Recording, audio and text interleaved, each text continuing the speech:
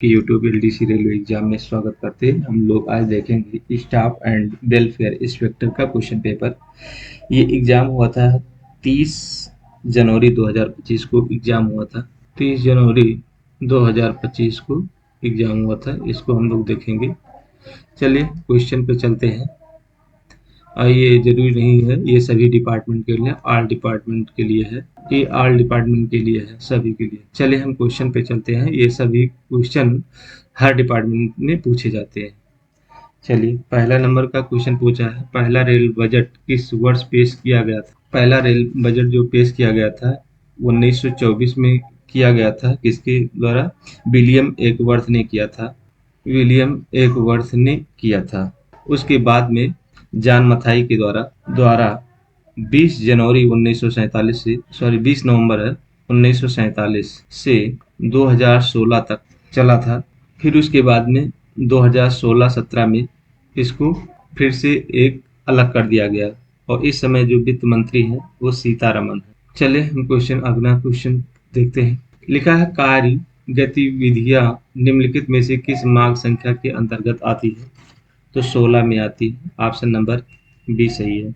अगला क्वेश्चन है अर्ध आधिकारिक डीओ डेमी ऑफिशियल पत्र के संबंध में निम्नलिखित में से कौन सा कथन सही नहीं है?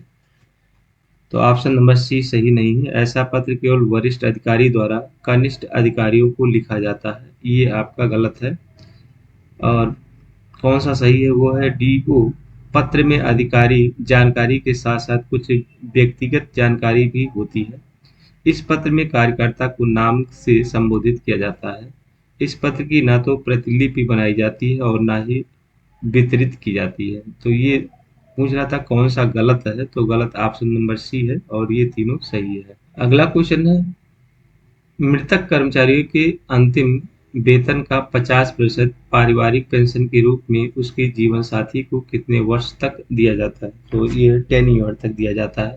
ऑप्शन नंबर ए सही है। अगला क्वेश्चन है निम्नलिखित में से कौन सा कथन सही नहीं है? क्या है? चाइल्ड केयर लीव सीसीएल के दौरान छुट्टी का नकदीकरण नहीं दिया जा सकता, इसका नकदीकरण नहीं होता है। गोद लिए गए नाबालिग बच्चे के मामले में भी सीसीएल स्वीकार है, ये भी सही है। विकलांग या दिव्यांग बच्चों के लिए सीसीएल का लाभ केवल 22 वर्ष की आयु तक ही दिया जा सकता है, ये गलत है। अगर वो विकलांग है, दिव्यांग है तो उसको लाइफ टाइम दिया जाएगा। तो ऑप्शन नंबर सी पूछ रहा गलत कौन सा? तो ऑप्शन नंबर सी गलत है। अगला क्वेश्चन है सीसीएल को किसी भी तरह की अधिकतम 5 वर्ष की छुट्टी लेने के दायरे में शामिल नहीं किया जा सकता, ये भी सही है। ठीक है, ऑप्शन गलत कौन सा है? गलत आपका सी सही है। नेक्स्ट क्वेश्चन है यदि आहार्त सेवा की अवधि 1 वर्ष से अधिक लेकिन 5 वर्ष से कम है तो मृतक की ग्रेच्युटी की दर प्रतिलब्धियों का कितना गुना होगी? तो ये होता है 6 गुना। ऑप्शन नंबर सी सही है। निम्नलिखित का मिलान करें और सही उत्तर दें। डी एंड रूल है। नियम 11 क्या कहता है? नियम 11 है लघुदंड लगाने की प्रतिक्रिया है। आप नियम 10 क्या कहता है? जांच रिपोर्ट पर कार्रवाई। नियम 9 बृहद दंड लगाने की प्रक्रिया और नियम 8 कहता है कार्रवाई शुरू करने का अधिकार। तो ऑप्शन नंबर आपका सी सही है। नेक्स्ट क्वेश्चन है निम्नलिखित में से कौन सा गलत सुमेल है? रेल सेवा अधिनियम 1993 होना, ये सही है। रेलवे भारतीय रेलवे अधिनियम 1979, ये गलत है, 1989 होगा, यही गलत है। और रेलवे सेवक डी एंड ए नियम 1968, ये भी सही है। तो ऑप्शन नंबर गलत कौन सा था? गलत ऑप्शन दूसरा सही था। अगला क्वेश्चन है मृत अनुदान की अधिकतम राशि कितनी है? तो 20 लाख रुपए है। ऑप्शन नंबर सी सही है। नेक्स्ट क्वेश्चन है निम्नलिखित का मिलान करें और सही उत्तर दें, चुने। नियम 5 कहता है राजनीति और चुनाव में भाग लेना। ऑप्शन नंबर ये भी सही है। नियम 6 कहता है एसोसिएशन या यूनियन में शामिल होना। नियम 7 में है प्रदर्शन। नियम 8 में है प्रेस या मीडिया से संबंधित। ऑप्शन नंबर सी सही है। पहले का पहला है, दूसरे का दूसरा, तीसरे का तीसरा, चौथे चौथा सही है। नेक्स्ट क्वेश्चन है ग्रुप सी कर्मचारियों के लिए CGI राशि क्या है? तो 30,000 रुपये है। ऑप्शन नंबर सी सही है। यहाँ भी क्वेश्चन पूछा जाता है, CGI का फुल फॉर्म भी पूछा जाता है। तो ये होता है central government employ group insurance scheme. Government central government employ group insurance scheme होता है। ग्रुप सी कर्मचारियों के लिए CGI राशि क्या है? तो ये फुल फॉर्म 30,000 रुपये है। ऑप्शन नंबर सी सही है। अगला क्वेश्चन है, जीपीएफ बैलेंस के अलावा जीपीएफ की 3 साल की बैलेंस राशि के औसत के बराबर अतिरिक्त राशि भी कर्मचारी की मृत्यु पर दी जाती है। अतिरिक्त राशि के रूप में अधिकतम कितनी राशि दी जाती है?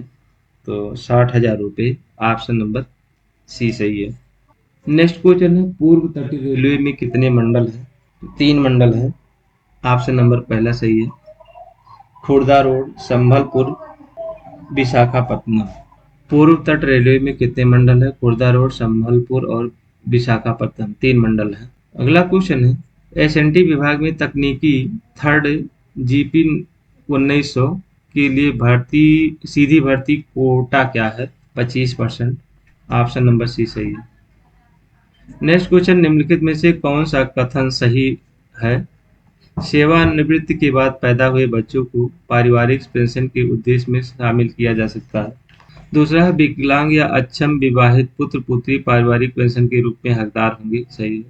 पेंशन योजना भारतीय रेलवे में 1977 में शुरू की गई थी। तो पूछ रहा था कौन सा सही है, तो एक और दो, दो नंबर सही है। ऑप्शन नंबर बी सही है। और ये है, योजना 1977 में न लागू करके 1924 से ही लागू है। और एनपीएस जो है 1/1/2024 से लागू है। एनपीएस जो है 1/1/2004 से लागू है। अगला क्वेश्चन है, एससी एसटी के मामले में क्वार्टर आवंटन के लिए आरक्षण प्रतिशत क्या होना चाहिए? 10%।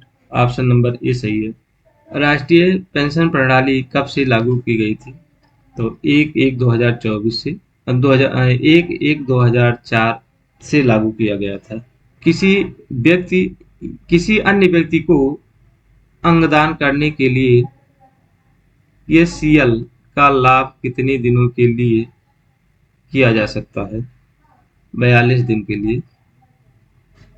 किसी अन्य व्यक्ति को अंगदान करने के लिए एचसीएल का लाभ कितने दिनों के लिए किया जा सकता है? 42 दिन। नेक्स्ट क्वेश्चन है, निम्नलिखित का मिलान करें और सही विकल्प चुनें। इसमें है, औद्योगिक विवाद अधिनियम कब बना था? 1947 को। मजदूरी भुगतान अधिनियम 1936 को। और न्यूनतम मजदूरी अधिनियम 1948 को। और श्रमिक मुआवजा अधिनियम ये बना था 1923 को। ऑप्शन नंबर आपका डी सही है।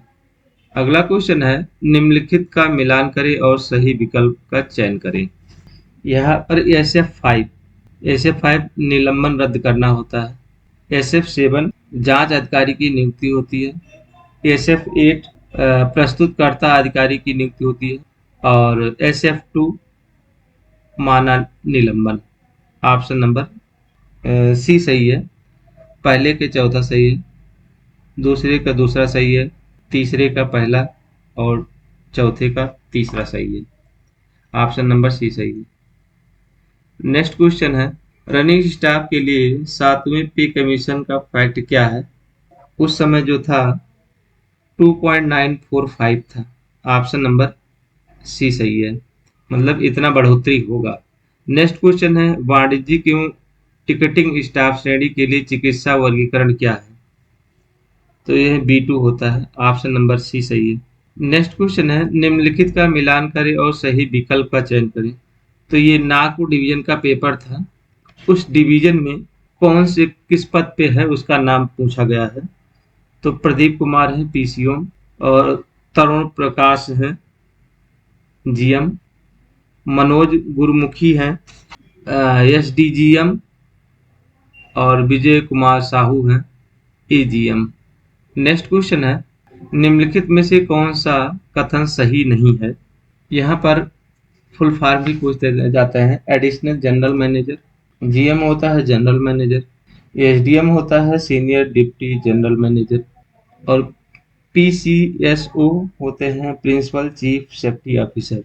नेक्स्ट क्वेश्चन है, निम्नलिखित का कथन सही निम्नलिखित में से कौन सा कथन सही नहीं है? पहला, केंद्रीय प्रशासनिक न्यायाधिकरण कैट की स्थापना संविधान के अनुच्छेद 323 ए के तहत की गई थी, ये सही है। कैट की स्थापना 1985 में हुई थी, ये भी सही है। पूरे भारत में कैट की संख्या 10 बेंच है। कैट के आदेश के खिलाफ अपील को उच्च न्यायालय के सक्षम चुनौती दी जाती है। तो यहाँ पूरे भारत में कैट की संख्या जो 10 कहा गया है, ये 19 है। तो पूछ रहा कौन सा गलत है, तो ऑप्शन नंबर सी गलत है। नेक्स्ट क्वेश्चन है, निम्नलिखित का मिलान करें और सही विकल्प चुनें।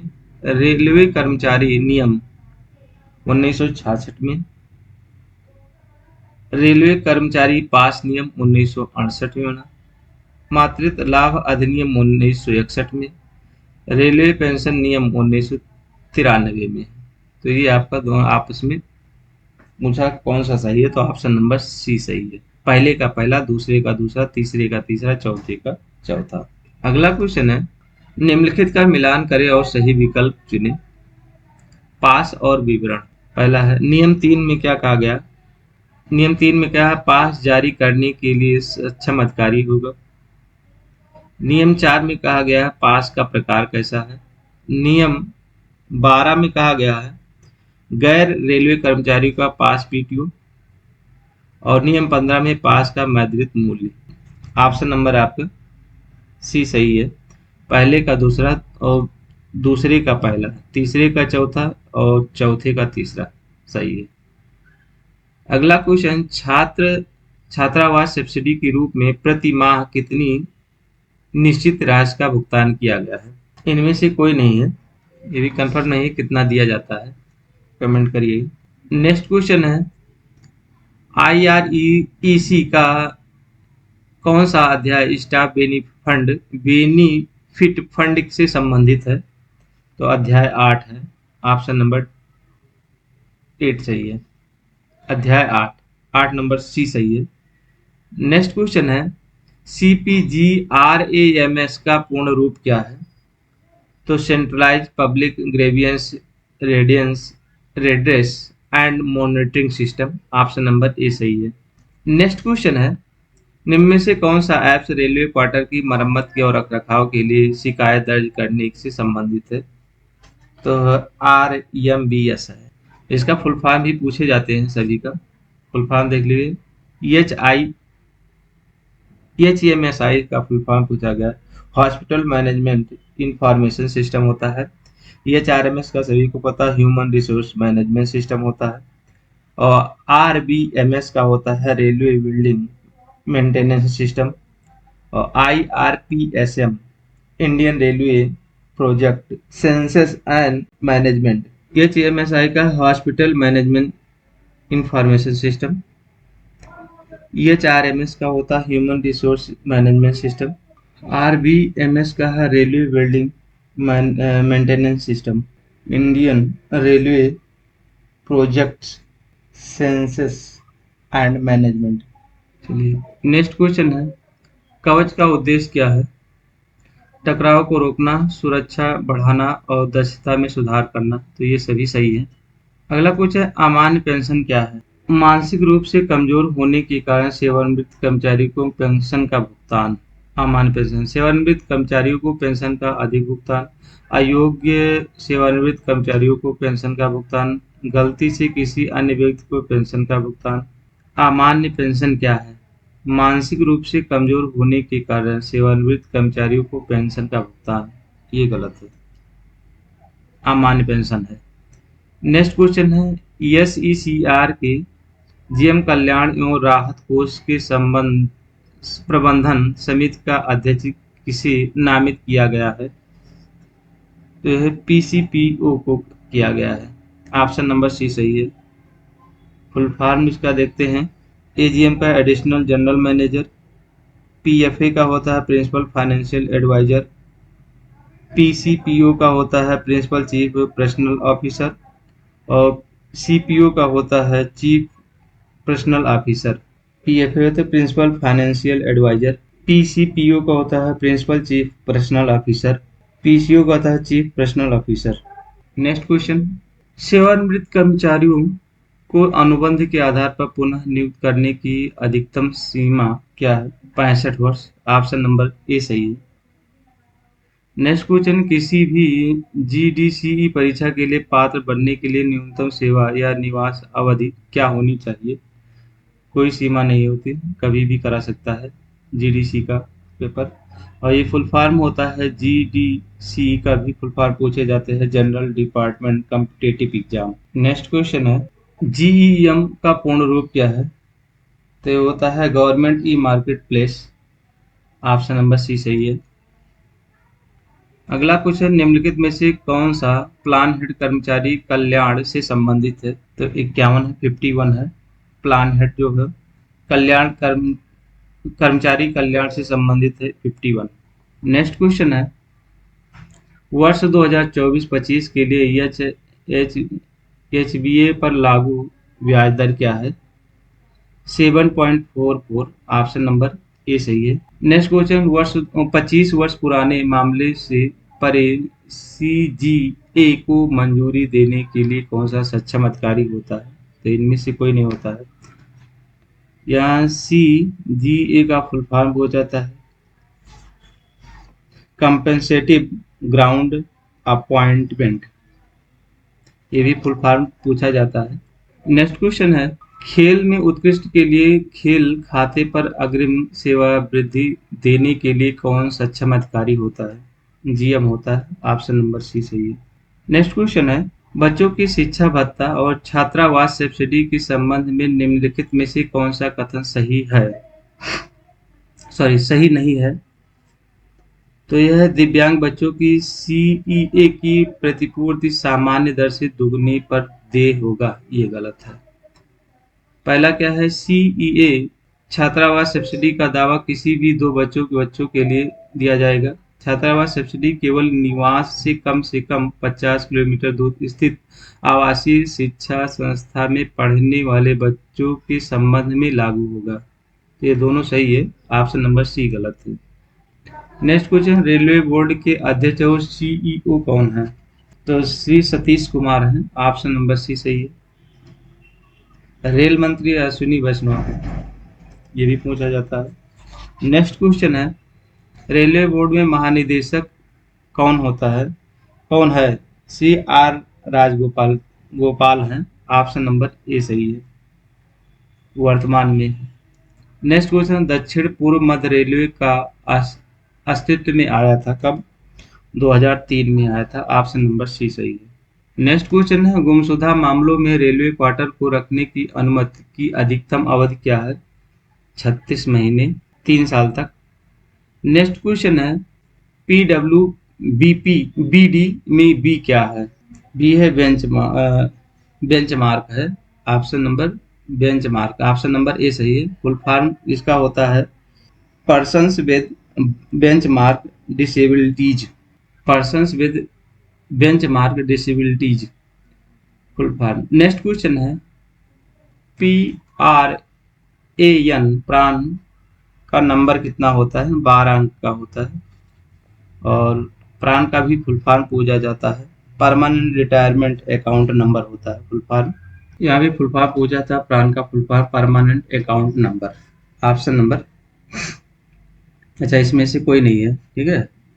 तो अभी ऊपर लिख दिया हूँ, परमानेंट अकाउंट नंबर का परमानेंट रिटायरमेंट अकाउंट नंबर होता है। नेक्स्ट क्वेश्चन है, किस नियम के तहत कर्मचारी की सेवा की समय समय पर समीक्षा की जाती है? एफ आर 56J में। ऑप्शन नंबर सी सही है।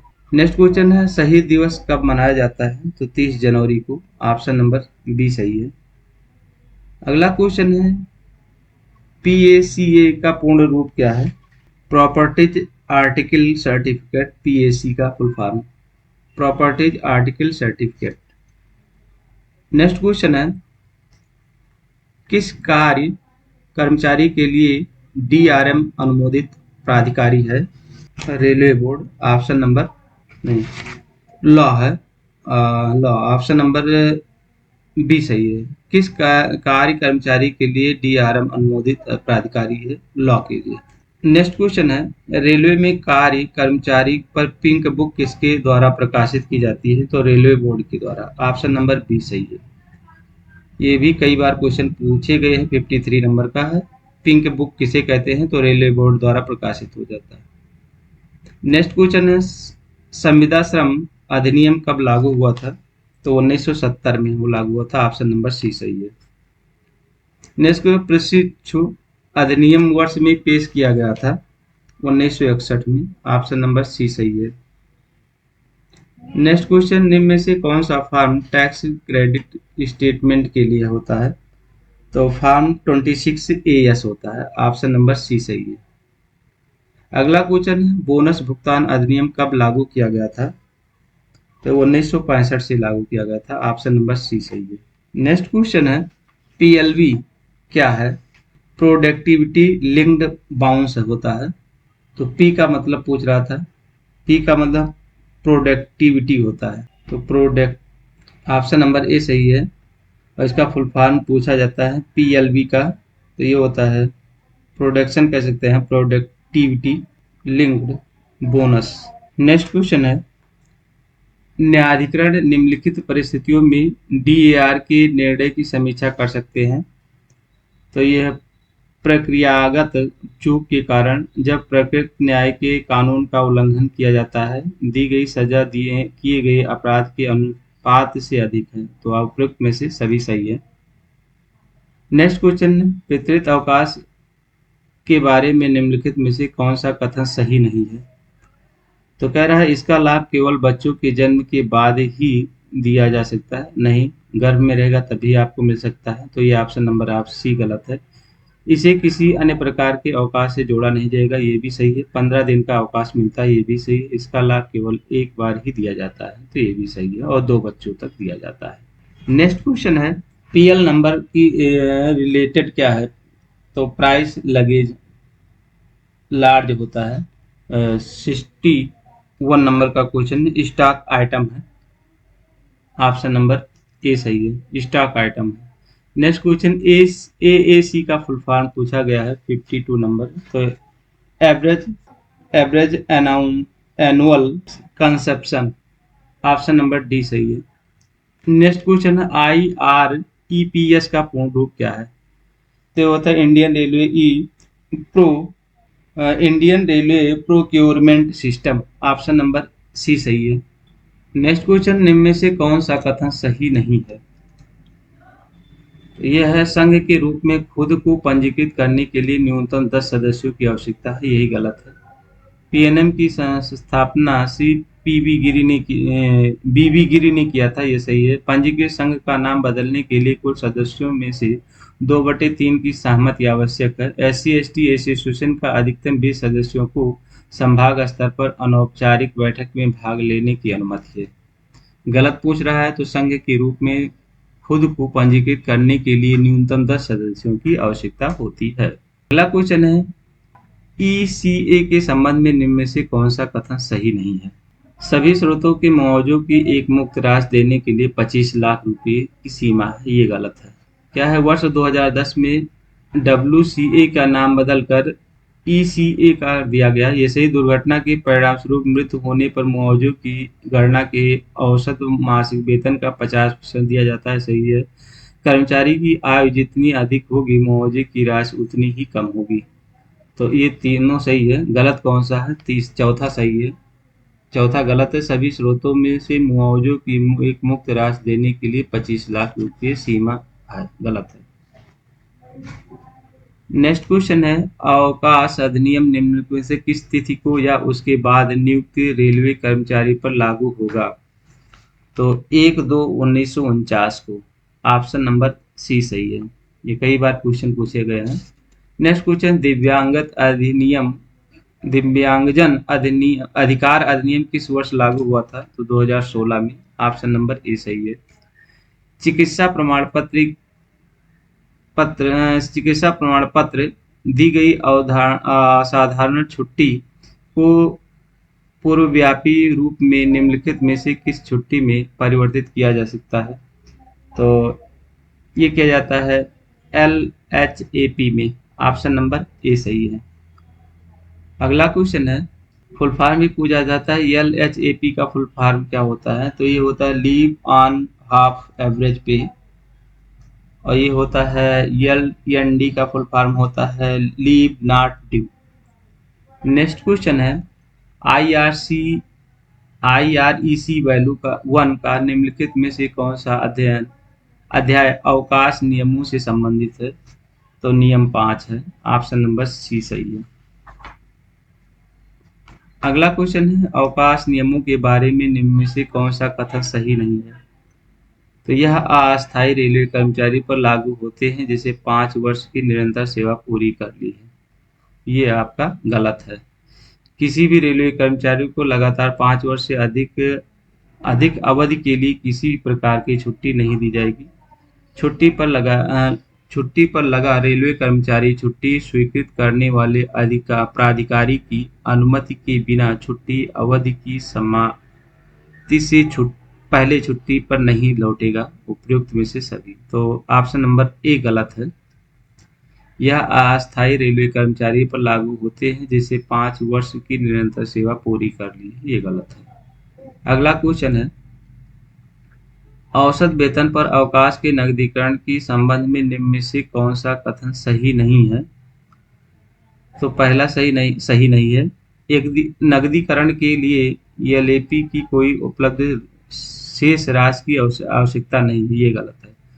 संपूर्ण सेवावधि के दौरान नकदीकरण की गई कुल छुट्टी 60 दिनों से अधिक नहीं होगी। LAP को 10 दिनों तक नकदीकरण करने की अनुमति है।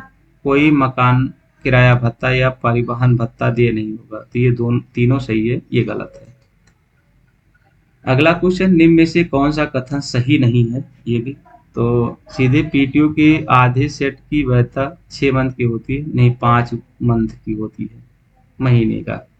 यहाँ पर क्या है, सही कौन सा है? विधवा बहन को आश्रित के रूप में विशेषाधिकार पास में शामिल किया जा सकता है। ये सही। चिकित्सा आधार पर उच्च ग्रेड पास जारी किए जा सकते हैं। ये भी सही है। अविवाहित बेटी को विशेषाधिकार पास में शामिल किया जा सकता है। तो ये सही है, लेकिन सी आपका गलत है।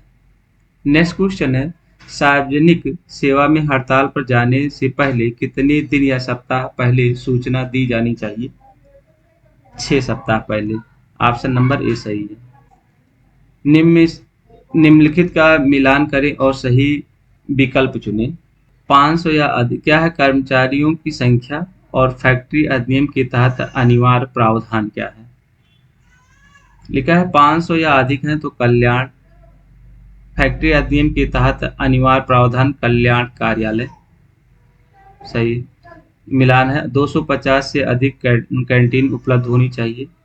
150 से अधिक हो प्राथमिक चिकित्सा बॉक्स होनी चाहिए। और 30 या अधिक हो तो क्रैच होना चाहिए।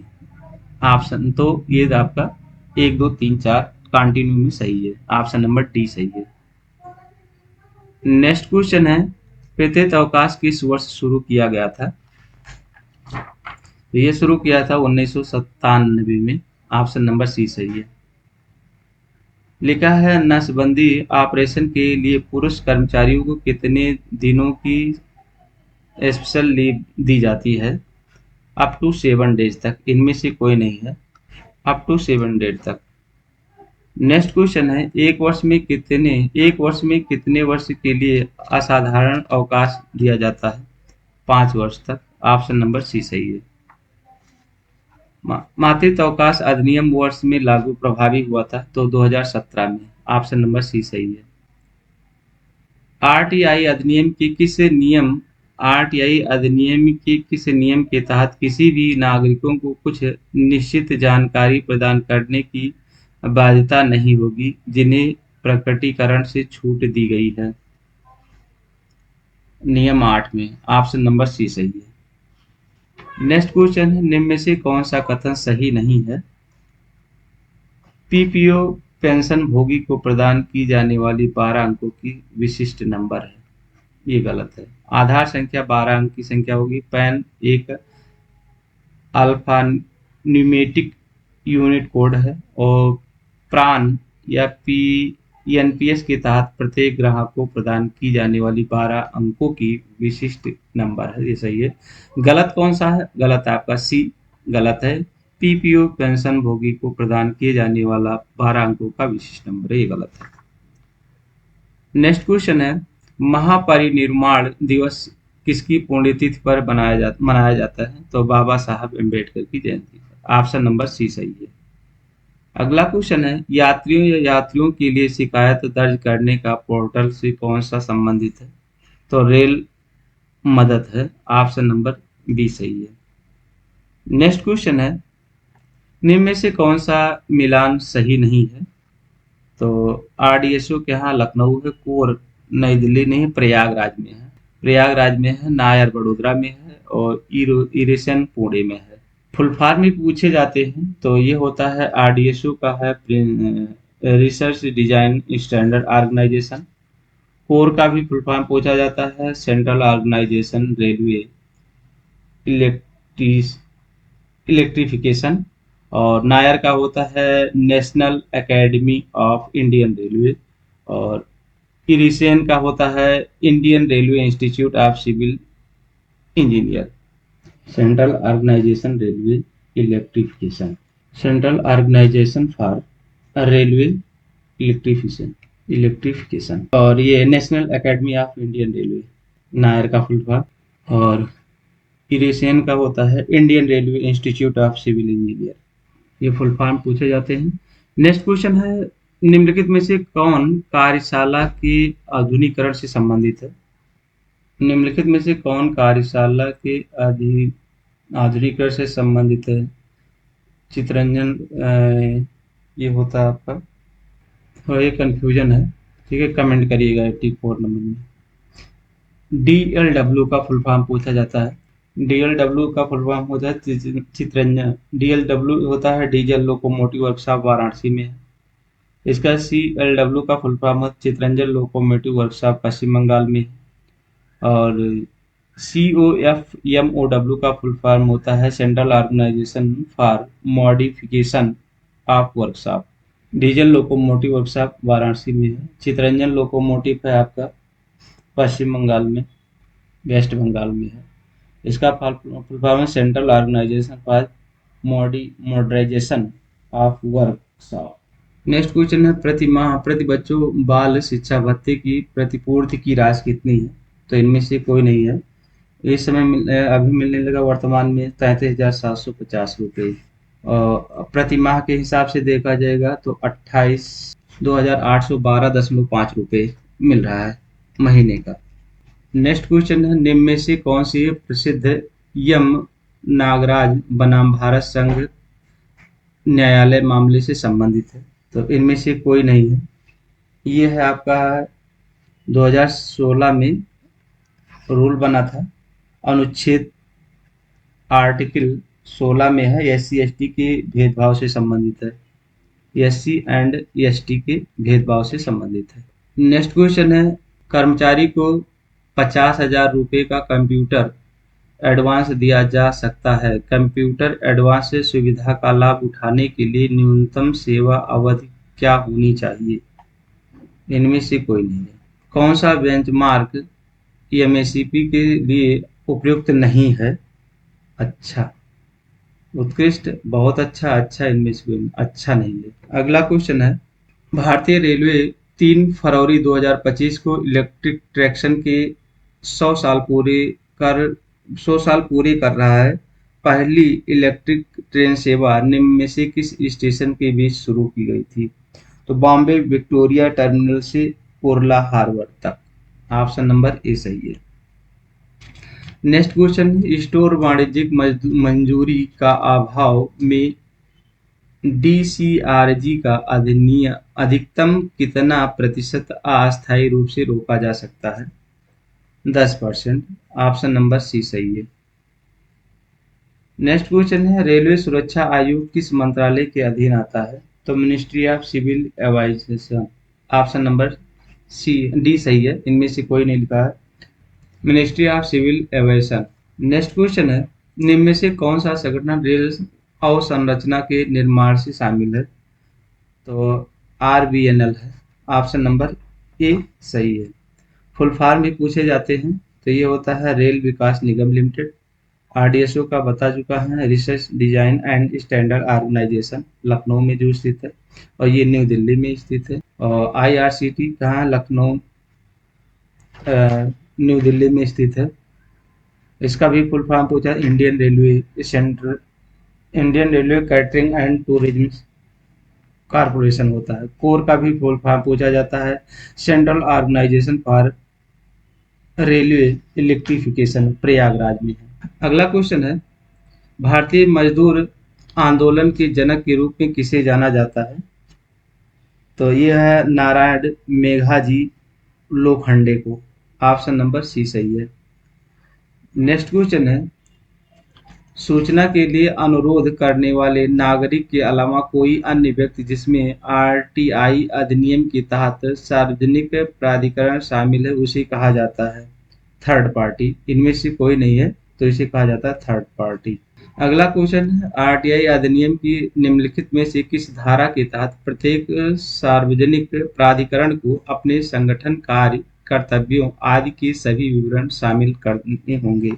धारा 4 में। ऑप्शन नंबर सी सही है। नेक्स्ट क्वेश्चन, भारत के प्रमुख सूचना आयुक्त कौन है? तो इस समय है सी Hiralal Samariya. Option number C सही है। अगला क्वेश्चन, आरटीआई प्रावधानों के संबंध में निम्न में से कौन सा कथन सही नहीं है? सूचना के लिए अनुरोध करने वाले आवेदन को पूर्ण व्यक्तिगत विवरण देना होगा, यही गलत है। और ये तीनों सही हैं। क्या है? सूचना के लिए अनुरोध करने वाले आवेदन को सूचना की आवश्यकता के लिए कोई कारण बताने की आवश्यकता नहीं है। यदि कोई आवेदक लिखित रूप में अपना अनुरोध नहीं कर सकता है तो सीपीआईओ को मौखिक रूप से अनुरोध करने वाले व्यक्ति को लिखित रूप में प्रस्तुत करने के लिए सभी उचित सहायता प्रदान की जानी चाहिए।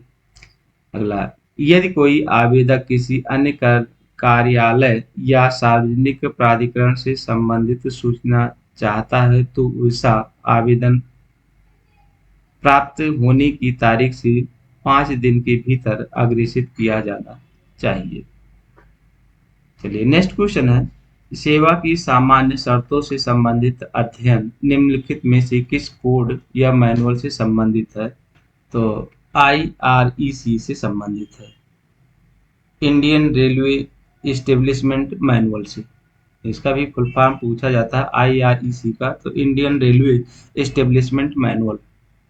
नेक्स्ट क्वेश्चन है, और सी जो होता है, नेक्स्ट क्वेश्चन है, सॉरी है, ये होगा, देखिए ये जो आपका दिया गया है आईआरईएम का जो होता है इंडियन रेलवे इस्टेब्लिशमेंट मैनुअल होता है, और सी जो लिखा रहता है वो कोड होता है, वो होता है Indian railway establishment code. Next question है, भारतीय प्रशिक्षण आदि से संबंधित अध्ययन निम्न में से किस कोड या मैनुअल से संबंधित है? तो ये होता है आईआरईएम से संबंधित है। ऑप्शन नंबर सी सही है, इंडियन रेलवे इस्टेब्लिशमेंट मैनुअल से संबंधित है। नेक्स्ट क्वेश्चन है, मिलान करना है, स्टेशन मास्टर ये कैटेगरी पूछा है, मेडिकल कैटेगरी क्या क्या होता है? तो यहाँ पर स्टेशन मास्टर का A1 होता है, कलर का जो होता है वो ट्रेन कलर का A3 होता है, और वाणिज्य कलर का होता है B2 होता है, जूनियर कलर का C3 होता है। नेक्स्ट क्वेश्चन है, किस निम्न में से कौन सा राज्य समूह राजभाषा क्षेत्र बी में आता है? 101 नंबर का है, तो दादर नगर हवेली गुजरात महाराष्ट्र, ये बी में आता है। नेक्स्ट क्वेश्चन है, निम्न में से किस आधार पर किसी भी कर्मचारी को उसके साधक ज्ञान होना मान लिया जाता है यदि वह मैट्रिक या समकक्ष या उच्च परीक्षा में एक विषय में हिंदी में पास किया हो, केंद्र के हिंदी टीचिंग योग्यता द्वारा कराए गए प्रज्ञा परीक्षा में पास हो, यदि वह घोषणा किया हो कि उन्हें हिंदी में साधक ज्ञान प्राप्त हो, तो ये सभी सही है। नेक्स्ट क्वेश्चन है, अनुच्छेद का संविधान का अनुच्छेद अनुशासन क्या कहता है? ये पूछा गया। अनुच्छेद 351 में कहा गया है संघ की हिंदी भाषा के विकास के लिए निर्देश। अनुच्छेद 112 में कहा गया संघ की राजभाषा। अनुच्छेद 345 में कहा गया राज्य की राजभाषा। और अनुच्छेद 344 में कहा गया है राजभाषा आयोग के संबंध में। नेक्स्ट क्वेश्चन है राजभाषा अधिनियम 1963 में कितने अनुच्छेद हैं? 9। ऑप्शन नंबर सी सही है। निम्न में से किस एकल भाषा का उपयोग किया जा सकता है? नोटिंग का। ऑप्शन नंबर डी सही है। अगला क्वेश्चन है निम्न में से कौन सा दस्तावेज राजभाषा अधिनियम 1963 की धारा 3(3) के अंतर्गत नहीं आता है? अभ्यावेदन नहीं आता है, सामान्य आदेश आता, अधिसूचना और प्रेस विज्ञप्ति आते हैं। ये भी कई बार क्वेश्चन पूछे गए हैं। पत्र प्राप्ति पूर्णतः हिंदी भाषा में होनी चाहिए तथा उसका उत्तर किस भाषा में दिया जाना चाहिए? तो हिंदी में दिया जाना चाहिए। ऑप्शन नंबर बी सही है।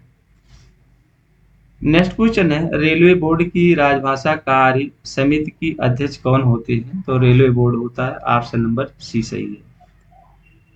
राजभाषा आयोग का गठन कब हुआ था? तो 7 जून 1955 में हुआ था। ऑप्शन नंबर ए सही है। संविधान की अनुसूची 8 में कितनी भाषाओं को उल्लेख है? 22। तो इस तरह से 22 भाषा का उल्लेख है। इस तरह से 110 क्वेश्चन आते नेक्स्ट वीडियो और लैंग्वेज, और ये सभी डिपार्टमेंट के लिए क्वेश्चन पेपर बनाया गया है। लेकिन ये जो पेपर हुआ था ये वेलफेयर इंस्पेक्टर का हुआ था। चलिए रखते हैं, नेक्स्ट वीडियो में फिर मिलेंगे। धन्यवाद। Thank you all.